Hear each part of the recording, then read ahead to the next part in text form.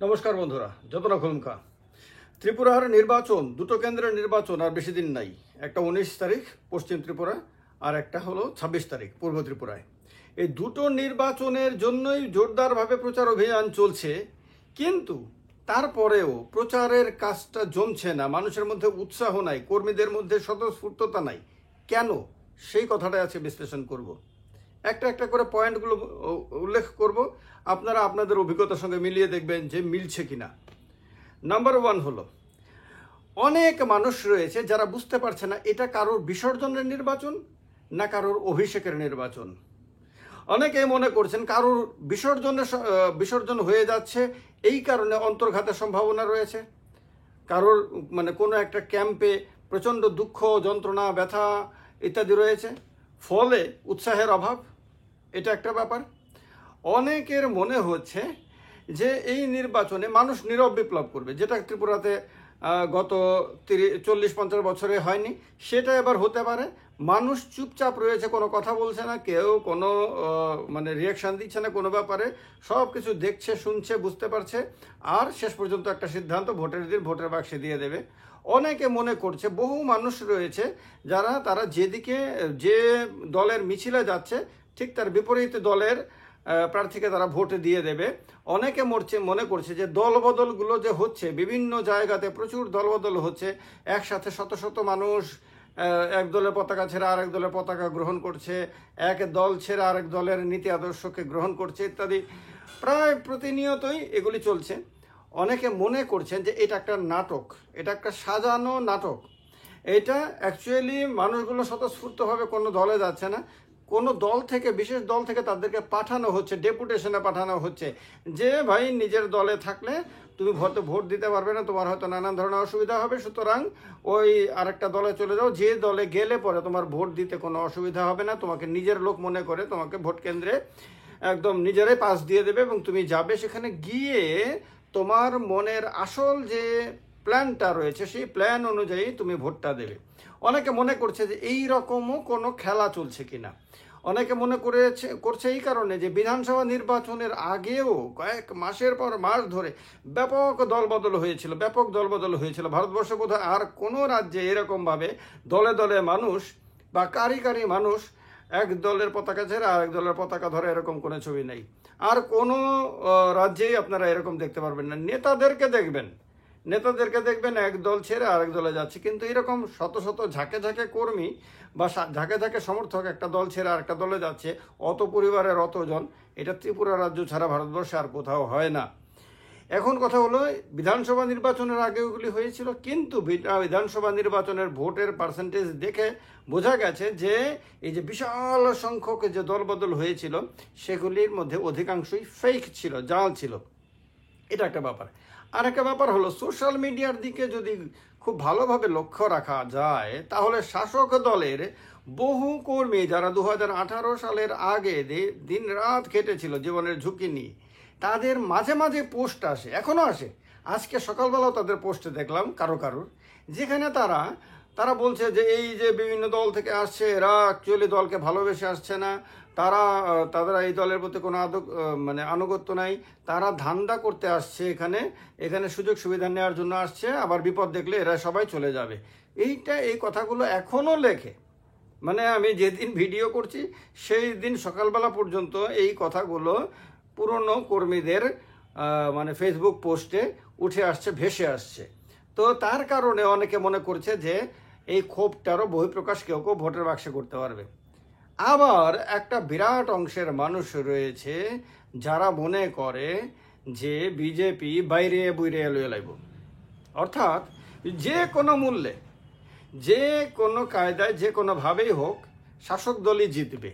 আর এটা তো আমি আপনাদেরকে বিভিন্ন ভিডিওতে বলেছি যে 78-এর পর থেকে ত্রিপুরা রাজ্যে এরকম কোনো নির্বাচন হয়নি, লোকসভা নির্বাচন হয়নি, যেই নির্বাচনে রুলিং পার্টি একটা আর অপোজিশন পার্টি ক্যান্ডিডেট লোকসভাতে জিতে গেছে, এরকম কোনো নির্বাচনে হয়নি 78-এর পর থেকে এখনো পর্যন্ত।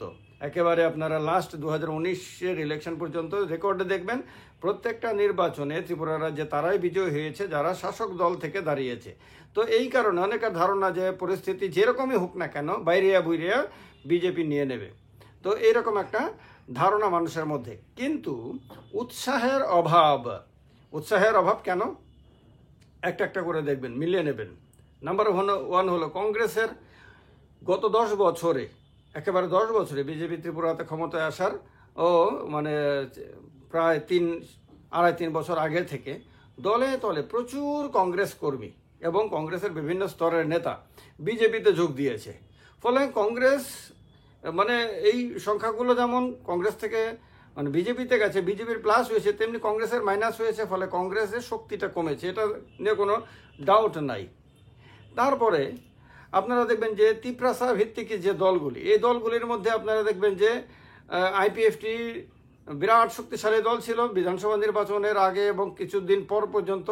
তারপরে মানে 18 এরপরে ধীরে ধীরে ধীরে ধীরে আইপিএফটি দুর্বল হয়ে গেছে, তিপ্রামথা শক্তিশালী হয়েছিল, তিপ্রামথা দুর্বল হয়েছে, এখন অনেকটাই দুর্বল হয়েছে মানে তুলনামূলকভাবে।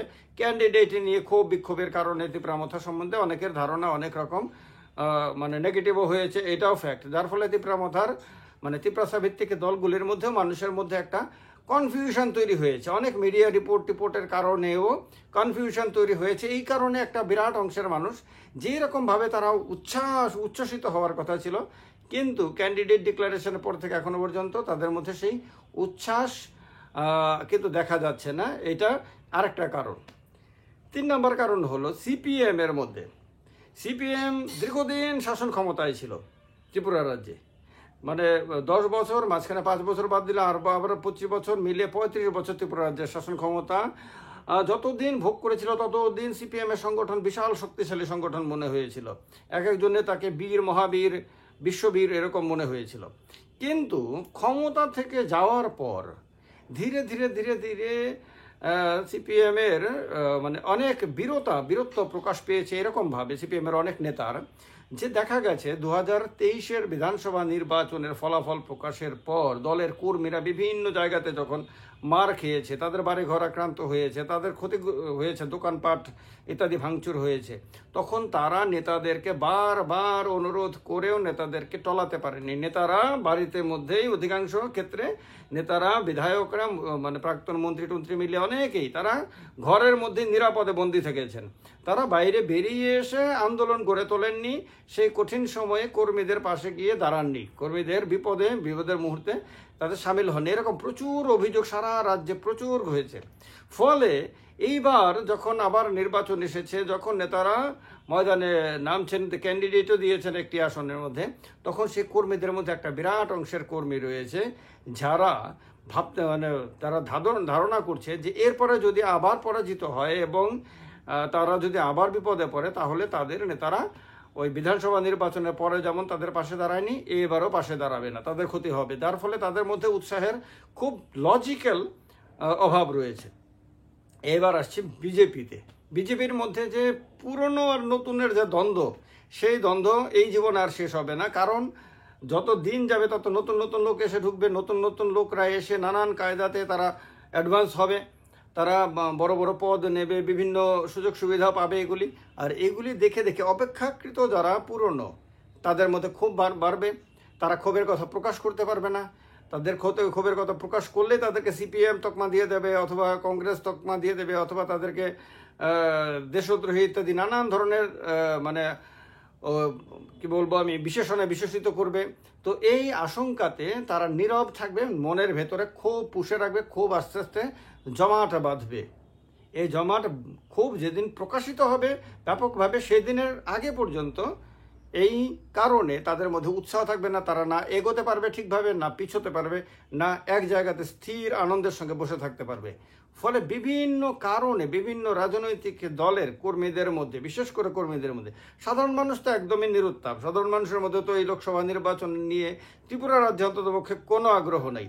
যা দেখার তারা ন্যাশনাল মিডিয়ার নিউজ দেখে এটা অনুমান করার চেষ্টা করছে যে ইন্ডিয়া ব্লক এগিয়ে যাচ্ছে না এনডিএ এগিয়ে যাচ্ছে। নরেন্দ্র মোদী আরও একবার প্রধানমন্ত্রী হবেন, বা নরেন্দ্র মোদীর নেতৃত্বাধীন বিজেপি আরও একবার শাসন ক্ষমতায় আসবে, না তাদেরকে হারিয়ে 26-27টা দলের যে ইন্ডিয়া, এই অ্যালায়েন্স শাসন ক্ষমতা দখল করবে। এই ব্যাপারে মানুষের উৎসাহ রয়েছে, এই ব্যাপারে মানুষ খোঁজ খবর রাখে, সোশ্যাল মিডিয়াতে ব্যাপক ভিউয়ারশিপও রয়েছে, এই কারণে মানুষ এইদিকে নজর রাখছে।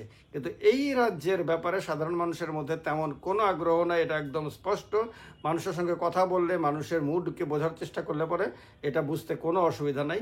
কিন্তু সবচেয়ে বেশি লক্ষ্য করার বিষয় হলো, বিভিন্ন রাজনৈতিক দলের প্রোগ্রামে কর্মীরা যাচ্ছে, না গেলে দাদা রাগ করবে, দিদিরা রাগ করবে, সুবিধা অসুবিধা অনেক ব্যাপার আছে, অনেক হিসাব নিকাশের ব্যাপার আছে, ফলে যাচ্ছে কিন্তু মনের ভেতরে আনন্দ ছাড়া, যাচ্ছে কোনো বিশ্বাস ছাড়া, কিছু পাবে, তাদের কোনো ভালো হবে এই বিশ্বাস না রেখে যাচ্ছে। তারা কেউ এটা ভাবছে না যে এই নির্বাচনে হ্যাঁ খুব নেতাদের খুব কাছের যদি কেউ কিছু কিছু লোক হয়ে থাকে তাহলে তো তাদের কনফিডেন্স সপ্তমে থাকবে, এটা স্বাভাবিক। কিন্তু মাস যে কর্মীরা রয়েছে তারা এটা বিশ্বাস কেউ করছে না যে তারা যে দলের জন্য তারা লড়াই করছে সেই দল আরও একবার জিতলেও তাদের জীবনে কোনো উপকার হবে এরকম কোনো বিশ্বাস তাদের মধ্যে নাই। ফলে একটা অবিশ্বাসের বাতাবরণ নিয়ে বিভিন্ন রাজনৈতিক দলের কর্মীরা রাজনৈতিক কর্মকাণ্ডে যাচ্ছে। ত্রিপুরা রাজ্যে এই রকম রাজনৈতিক দারিদ্র আর কি এর আগে বোধহয় আমার জীবনে আমি দেখিনি। আপনারা কেউ দেখেছেন কিনা কমেন্ট বক্সে কমেন্ট করে জানাবেন। আর এই পয়েন্টগুলোর সঙ্গে আপনারা কতটুকু সহমত, কতটুকু অসহমত সেটাও জানাবেন। ভালো থাকবেন সবাই, ভিডিওটি শেয়ার করবেন, কমেন্ট করবেন, লাইক করবেন, ভালো থাকবেন।